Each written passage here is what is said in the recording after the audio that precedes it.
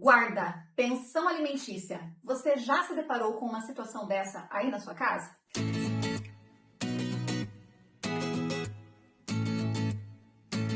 Sejam muito bem-vindos a mais um Advogacia. Hoje a nossa pauta é sobre direito de família, mas eu quero pedir para você que antes compartilhe esse vídeo, deixe seu like e compartilhe com um amigo, porque essa informação é importante para que todos tenham acesso. Meu nome é Michelle Chen, eu sou advogada e hoje eu estou com um convidado muito especial, que é o Dr. Juliano Dallagnol. Seja muito bem-vindo, doutor. Obrigado, Michelle. O Dr. Juliano Dallagnol é um especialista em direito de família e nós vamos tirar algumas dúvidas sobre este assunto. E a gente quer saber, doutor, quais são os tipos de guardas disponíveis no Brasil e como que é definido, qual que é o mais adequado para cada caso? Certo, Michelle. Pergunta muito pertinente. Porque eu acredito que talvez muita gente pense que existem apenas duas modalidades de guarda no Brasil, que são as mais conhecidas, né? Que é a guarda compartilhada e a guarda unilateral. No entanto, existe, além dessas duas modalidades, também a guarda alternada e a guarda nidal. O que é? Pois é, nós estávamos, o doutor estava explicando isso agora há pouco para nós aqui, e ele falou nidal. Você vê quando a gente não é da área, a gente não está assim, muito especializado aos termos, né? Ele falou nidal, eu falei, pera lá, me explica esse nome feio, né? O que é nidal? Essa guarda nidal, Michelle, inclusive não é nem muito utilizada, né, aqui no Brasil, mas o que significa? Nesta modalidade de guarda, a criança não vai ter a residência fixa com o pai ou com a mãe. É a criança quem tem a residência fixa e os pais que se revezam na residência da criança. Então, por exemplo, um mês fica o pai residindo com a criança, no outro mês o pai sai e vem a mãe e reside com a criança. Então, esta é a guarda nidal, é onde a criança tem a residência fixa e os pais é que alternam essa residência juntamente com a criança. Eu acredito que o doutor nunca teve um caso desse. Nunca, até porque ela não é nem praticamente nula no Brasil, embora exista essa modalidade.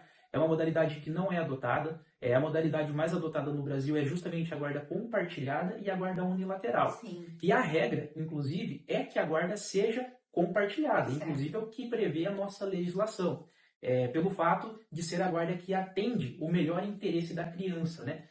Que será melhor ao desenvolvimento, porque terá a presença ali dos dois pais, né, participativos nas decisões da vida da criança em si. E até porque os pais, nenhum quer abrir mão da guarda pelo outro. Então, para ser justo, é que seja compartilhada. Exatamente. Então, assim, eles vão compartilhar as decisões, as responsabilidades da vida da criança. Aqui é importante pontuar, doutora, que mesmo a guarda sendo compartilhada, tem que se fixar a residência. Então, assim, ou a criança vai morar com o pai, ou vai morar com a mãe. Ela não vai alternar, né? Eu vejo que muita gente confunde, às vezes, a guarda compartilhada com o regime de convivência, ou até mesmo com a guarda alternada. Por quê? Porque eles pensam, pelo senso comum, porque você vê muita distorção às vezes de notícias, né? De que a guarda compartilhada, a criança ficaria, sei lá, 15 dias com o pai e 15 dias com a mãe. Mas, na verdade, a guarda compartilhada não tem nada a ver com isso, né? A guarda é compartilhar as decisões da vida do filho. Sim, a criança ela vai ter ali a residência fixa no endereço da mãe, por exemplo. Isso. Né? Mas todas as decisões, a escola, se vai fazer o violão, se, né, os pais tomam junto, inclusive os cursos também. Isso, né? eles que tomam essas decisões de forma compartilhada. Diferente da guarda unilateral, que vai ter a residência fixa também, mas aquele pai ou a mãe que tiver a guarda é que será o responsável por tomar essas decisões de forma unilateral, né? Maravilha. E assim, doutor, entrando ali justamente nesse assunto financeiro, que eu acho que é o que mais dá ali pano para manga na hora que a gente está atendendo um cliente que está nessa situação aí da pensão, da guarda, né? Como que é calculado o valor da pensão? Quais fatores que são levados em consideração para se fixar um valor de pensão? Certo, essa pergunta é interessante, porque a gente tem, às vezes pelo senso comum, aquela máxima de que a pensão é sempre 30%, Sim, ou do exato. salário mínimo, ou do salário Exato. que o alimentante recebe, né? Mas não existe uma regra absoluta, até mesmo porque a nossa legislação ela não prevê uma porcentagem. Ela prevê que é devido os alimentos, mas ela não prevê qual que é o valor, qual é a porcentagem. O valor ele vai ser calculado conforme a necessidade da criança. A necessidade ela é presumida, né? O simples fato da criança estar viva Sim, é suficiente para ela receber os alimentos, né? Mas além disso, além de analisar esse princípio da necessidade, também se analisa o princípio da possibilidade que o genitor ou a genitora tem de pagar os alimentos e a proporcionalidade entre os dois pais. Então, assim, é levado em consideração as condições financeiras dos dois também, né? Sim. Às vezes, se a criança está com a mãe, a mãe tem uma renda bem inferior ao do genitor, o valor da pensão, a proporção da contribuição do genitor será um pouco maior. E também pode acontecer o contrário, né? Então, é levado em consideração todas essas situações. O salário que a pessoa recebe, os gastos que a criança tem e a proporcionalidade com o salário também da mãe, né? Certamente, e isso aí realmente é um mito, porque os clientes vêm no escritório, eu quero os 30% de pensão dele, e não é realmente bem assim. Isso acaba sendo, claro, usual, é muito comum você ver, mas não é o que está na lei, a lei nada fala. A lei não prevê a porcentagem. Claro que, assim, em muitos casos é fixado esses 30, mas assim, vai depender de caso a caso. Às vezes depende do salário também que o alimentante recebe, né? Porque também tem que ser conforme a real necessidade da criança, né? Certo. E o que acontece, doutor? Se o genitor ou a genitora, porque a pensão não é só o genitor, né? É comum, de novo, a gente ver que o genitor acaba ficando ali com a mãe e o genitor pagando a pensão, mas pode ser o Sim, contrário. pode. E se deixar de pagar a pensão, o que acontece? Se deixar de pagar a pensão, essa pensão, obviamente, vai ser considerada como um atraso, né, atrasado, e aí pode-se executar este valor que ficou atrasado.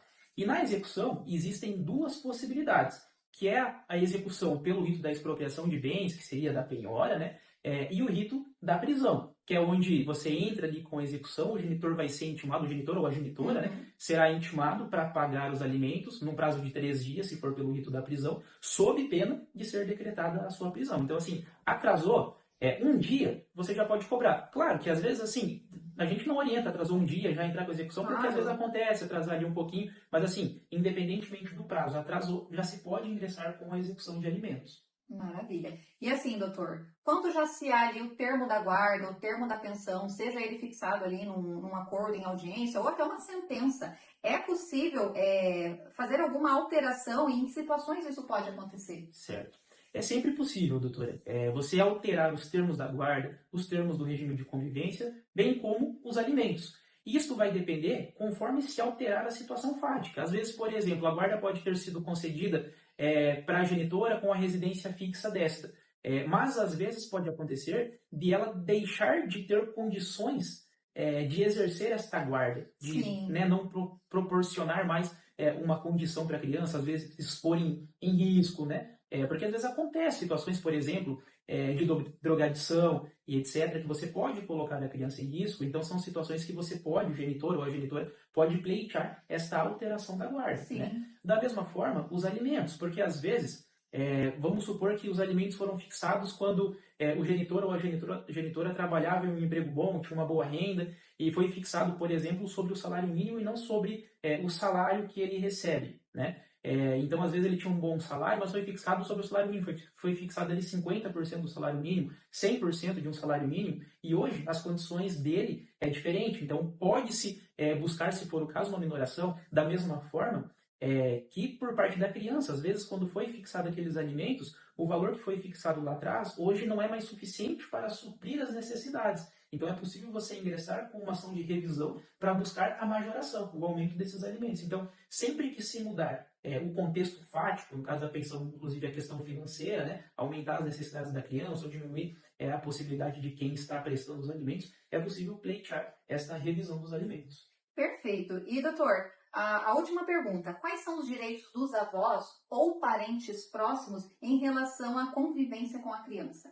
Olha, os avós, isso daí está, inclusive, doutora, previsto no Código Civil, com uma alteração que teve, onde prevê que o direito de convivência com a criança se estende também aos avós. Então, os avós têm este direito de pleitear a convivência. Se está sendo lhe negado o direito de conviver com o seu neto, com a sua neta, os avós podem ingressar com uma ação também para buscar regulamentar esse direito de convivência, para poder visitar o seu neto aos finais de semana, enfim, conforme for as possibilidades de dias e horários, né? Mas é possível, sim, os avós também pleitear esta convivência. Da mesma forma que os tios e etc. Os tios não está previsto na legislação em si, mas é possível você pleitear esta convivência. Perfeito. Gente, então, esse foi o tema de hoje, sobre guarda, sobre família, né, direito de família, que nós trouxemos o Dr. Juliano Dallagnol. E eu quero mais uma vez pedir para que você deixe seu like, se inscreva aqui no nosso canal e siga as nossas redes sociais. A rede social do nosso escritório, tanto quanto do Advogacia, está aqui embaixo na tela e a do Dr. Juliano também está aqui. Então você pode ir lá seguir o Dr. Juliano, seguir aqui o Advogacia e o nosso escritório, que é o SRU Advogados, que é um patrocinador desse vídeo aqui, é um incentivador desse conteúdo para você. E aqui também tem o nosso WhatsApp, caso você tenha uma sugestão de algum vídeo que você queira assistir, não esqueça de nos enviar uma mensagem. Até um próximo encontro, beijo grande, vejo vocês aqui.